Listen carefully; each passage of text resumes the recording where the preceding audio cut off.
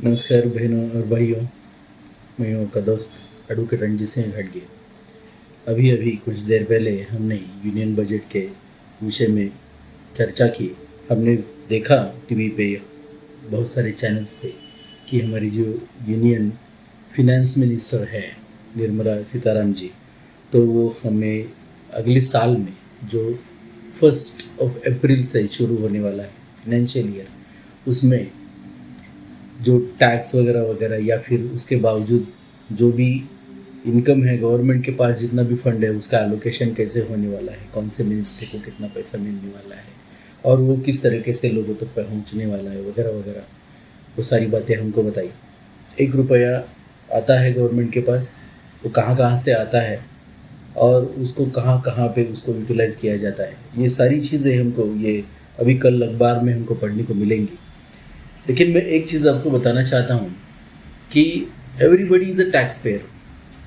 हम सोचते हैं कि गवर्नमेंट जो है वो सिर्फ हमको मतलब इनकम टैक्स की जो है, जो पेयर है, टैक्स पेयर जिनको बोलते हैं, तो इनकम टैक्स जो देते हैं इनकम टैक्स से ही वो जो है वो टैक्स पेयर है कि नहीं वो पता चलता है। ऐसा नहीं है। अब देखिए, जो भी बच्चा अगर पैदा भी नहीं हुआ है तो उसके लिए खर्चा होता रहता है, उसके माँ को खाना कुछ मिलता है, कुछ उनकी चीज़ें होती है, मेडिकल वो सारी चीज़ें होती है, हर चीज़ में जीएसटी लगता है। तो पैदा जो नहीं हुआ वो बच्चा भी जीएसटी देता है, वो भी टैक्स पेयर होता है। अलग अलग तरीके से जब हम साबुन खरीदते हैं, छोटे बच्चे का पेंसिल भी अगर हम खरीदते हैं और खूब जो उसको हम बोलते हैं इरेज़र, अगर उसको भी हम खरीदते हैं तो उस पर टैक्स लगता है।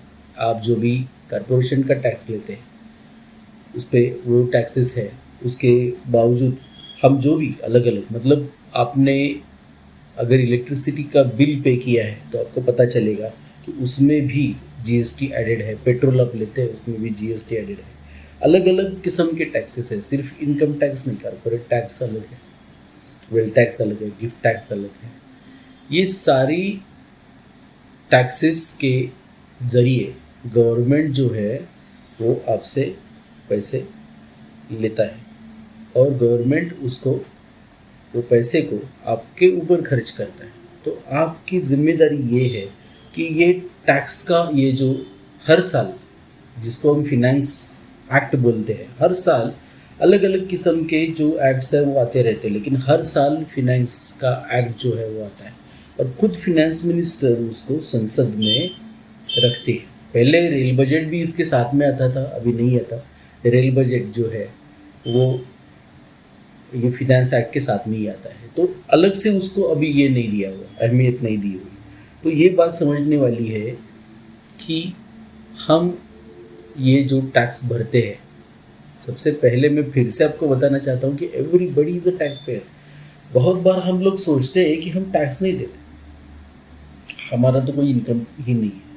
बहुत सारे लोगों के तो मैंने देखा पैन कार्ड भी नहीं रहते उनके। अलग ही बात है कि जब तक पैन कार्ड नहीं है बैंकों में तो आपको अकाउंट भी खोलने को नहीं मिलता, लेकिन क्रेडिट सोसाइटीज़ में वगैरह ये अकाउंट खोल देते हैं और इनके पैन कार्ड भी नहीं होते और ये रिटर्न्स नहीं भरते। अगर ज़ीरो भी आपका इनकम है तो रिटर्न भरना चाहिए, ये बात है। अकाउंटेबल इनकम जो है और अकाउंटेड इनकम जो है, ये दोनों मतलब अलग चीज़ है, उसके बारे में कभी हम बात करेंगे।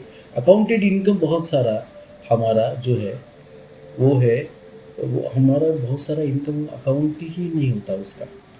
तो ये चीज़ें हमको लगती है कि हम तो टैक्स पेयर है ही नहीं।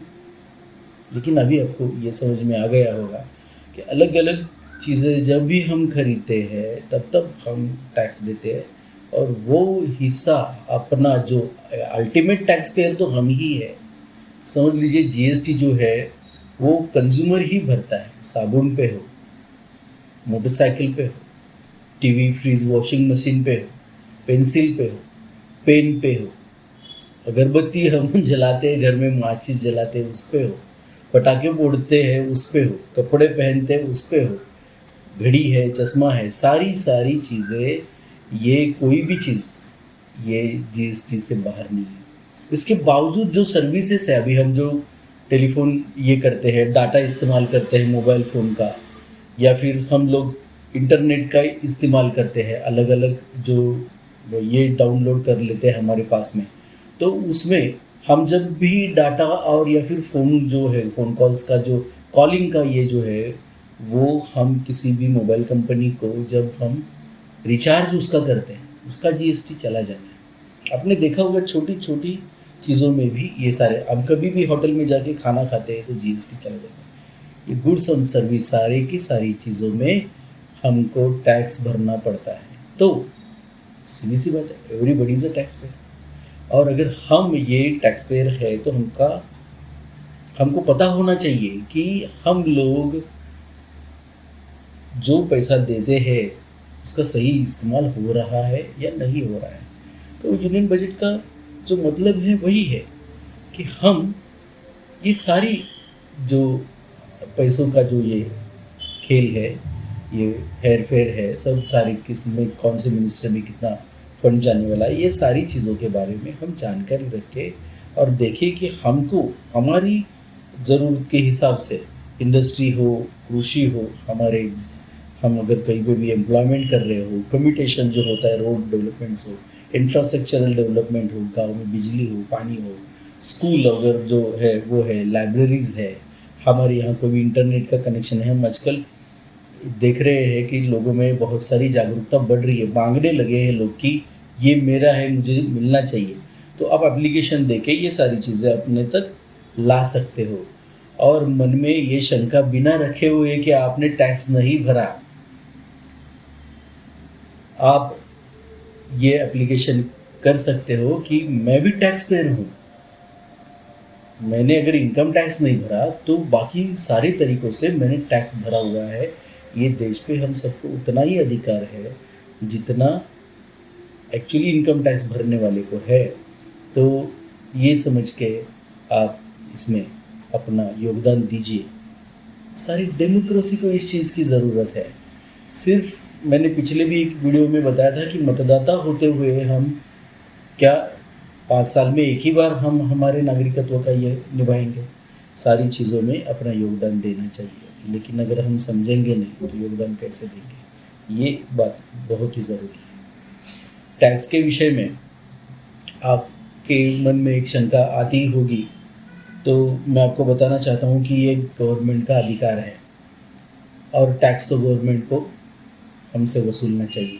और वो किस तरीके से वसूलना चाहिए, अभी जो चल रहा है इंटरनेशनली या कोई इकोनॉमिस्ट हो या कोई बता रहे हो उस तरीके से वो चल रहा है, लेकिन इसका ओरिजिन हमको देखना पड़ेगा। ओरिजिन्स के बीच में कुछ आ जाता है तो वो है आचार्य विष्णुगुप्त या फिर चाणक्य के जो मतलब ज़माने में जो हुआ था। उन्होंने अपने अर्थशास्त्र में लिखा है कि जैसे सूरज जो भी सृष्टि में जो पानी ज़मीन पे है, तालाब के रूप में, ज़मीन में जिसमें है, समुंदर के रूप में, तो उसके रूप में वो अपनी उष्णता से, अपनी जो ये है तो उससे वो पानी की भाप जो है वो लेता है, कर के रूप में है समझ लीजिए, वो ले लेता है।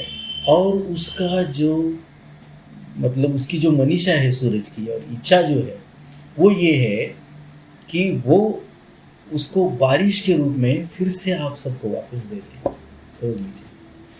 तो इतनी खूबसूरत बात लिखी हुई है कि जिस तरह से सूरज पानी मतलब में से भाप ले लेता है और बाकी पानी तो वहीं पे रहता है लेकिन अपना हिस्सा ले लेता है और वो फिर से आपके ऊपर बरसा देता है। तो गवर्नमेंट का जो अभी काम चल रहा है वो उसी तरीके से चल रहा है। लेकिन जब तक वो पानी जो है आप पाइपलाइन वगैरह आपकी ज़रूरत के हिसाब से, अगर आपके यहाँ बारिश नहीं हुई तो कोई बात नहीं, लेकिन जहाँ पे बारिश हुई है वहाँ से वो पानी आपके घर तक, आपके नल तक, आपके खेत तक, आपके इंडस्ट्री तक लाने की कोशिश तो आप कर ही सकते हो। करिए, आगे बात हो और बहुत सारी चीज़ें मैं आपको बताता रहूँगा। जल्दी ही अगले एक विषय में हम चर्चा करेंगे। अभी के लिए बस इतना ही। बहुत बहुत धन्यवाद।